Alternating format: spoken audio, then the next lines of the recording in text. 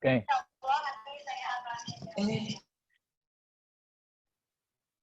Oke, baik. Kita lanjut. Jadi buat teman-teman, sesi webinar ini adalah sesi wajib yang terpisah dari sertifikat. Buat teman-teman tidak perlu panik. Oh kakak, saya bagaimana sih gimana? Ya, webinar itu tetap wajib.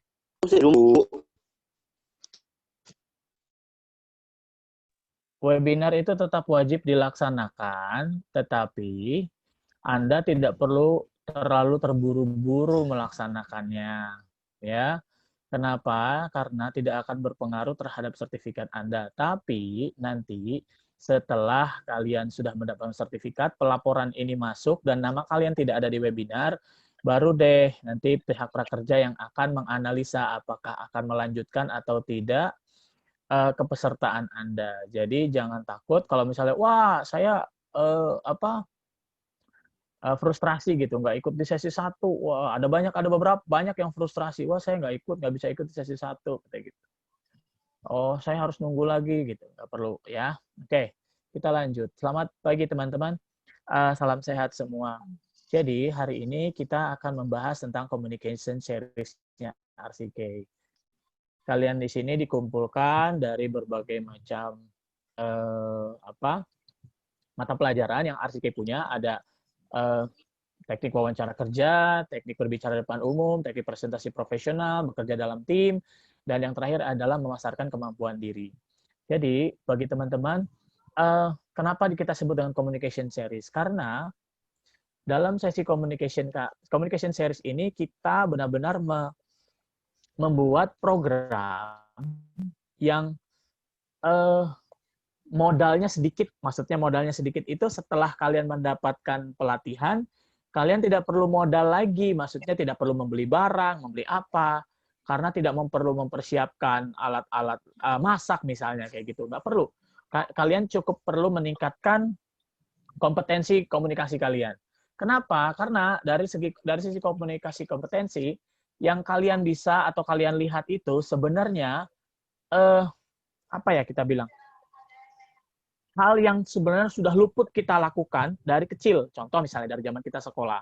Zaman kita sekolah kita tidak terbiasa mengekspresikan, menunjukkan apa yang sudah kita pelajari di depan kelas. Tidak terbiasa maksudnya jarang.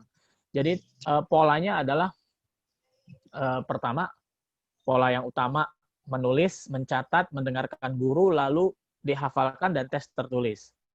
Nah, ini yang terjadi selama sepanjang hidup kita.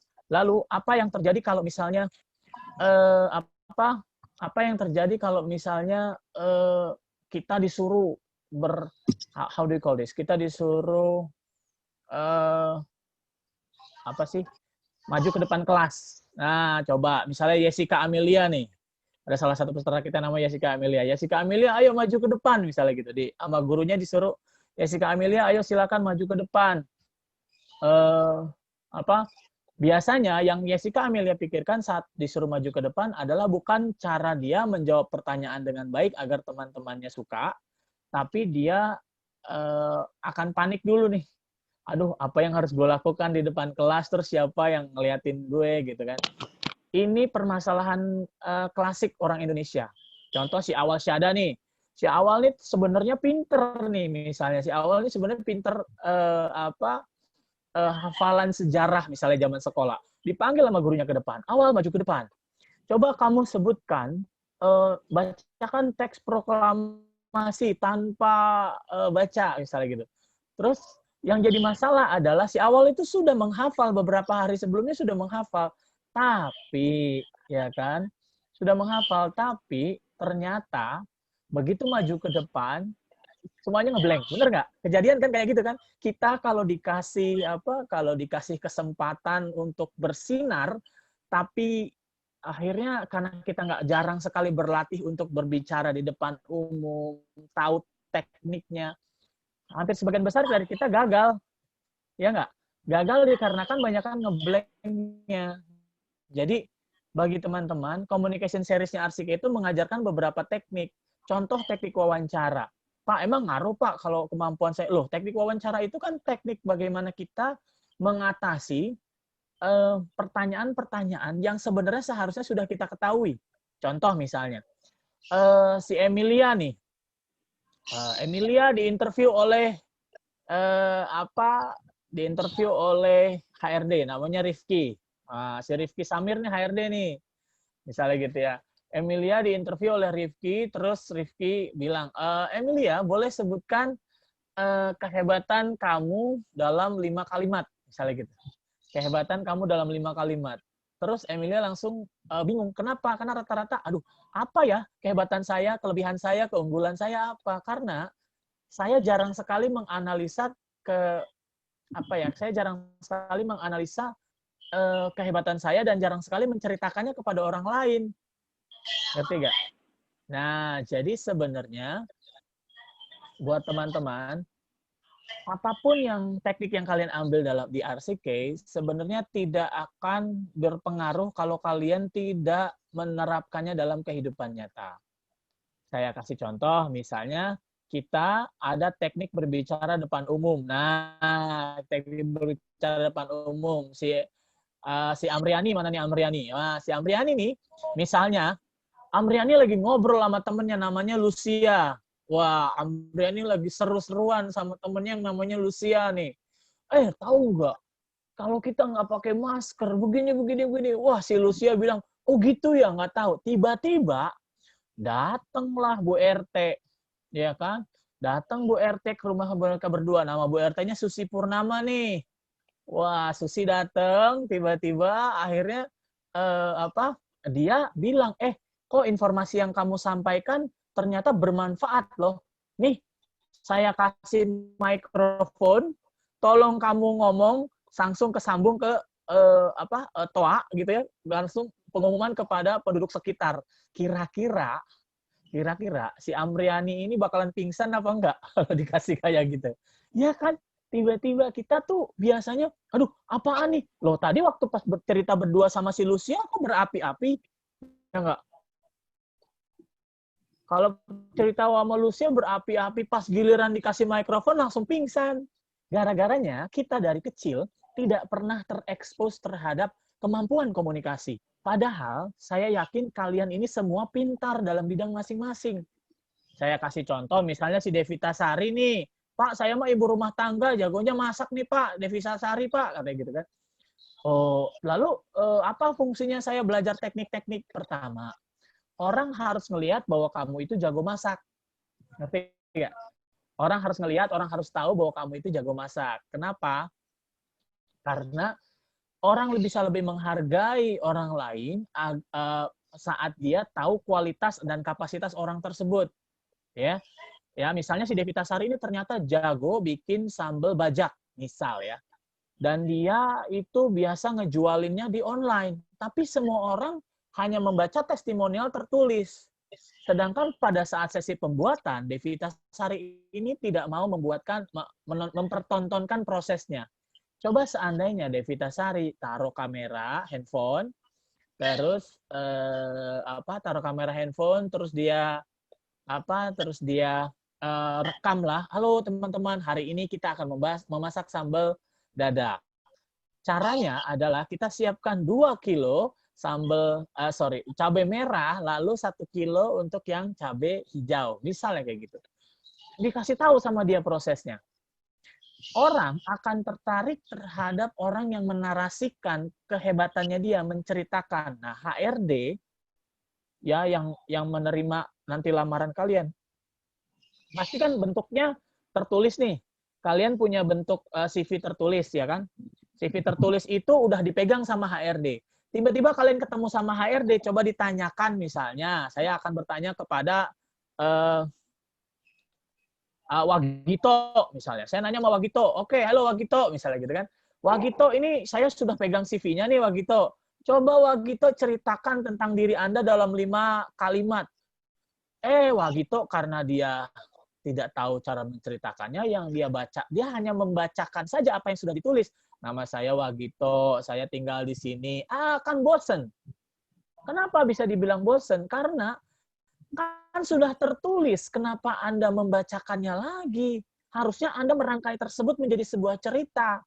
Baik, Selamat pagi, Pak. Wah, nama saya unik nih, Pak. Sangat kalau orang tahu, pasti nama saya nggak mungkin ditebak nama saya dari Timor Leste, Pak. Wah, gitu itu udah khas banget gitu kan. Daerah Jawa, Jawa Tengah maupun Jawa Timur. Nah, teman-teman saya memanggil saya Gito. Kadang saya merasa seperti Gito Rolis, Pak. Penyanyi terkenal. Sambungkan nama kamu menjadi satu conversation yang menarik. Tidak ada tuh ilmunya selain di ilmu communication. Kamu akan mendapatkan rekognisi dari orang eh, karena kamu menceritakan, membuat sebuah cerita. Nggak bisa itu dipelajari dimanapun kalau kamu tidak mempraktekkannya dengan benar. Gitu. Contoh, misalnya si Pak Idil nih. Halo Pak Idil, apa kabar? Woi, Pak Idil langsung. Selamat pagi Pak. Wes. Pak Idil ini belajar ternyata misalnya teknik memasarkan kemampuan diri. Si Pak Idil itu pengen naik jabatan misalnya. Pak Idil pengen naik jabatan, terus jabatan tersebut ternyata seorang manajer. Pak Idil punya teman namanya Mondir sama si Tira. Nah, si Pak Idil punya teman namanya Mondir sama si Tira nih. Datanglah ketemu sama bosnya namanya Ayu Kurnia.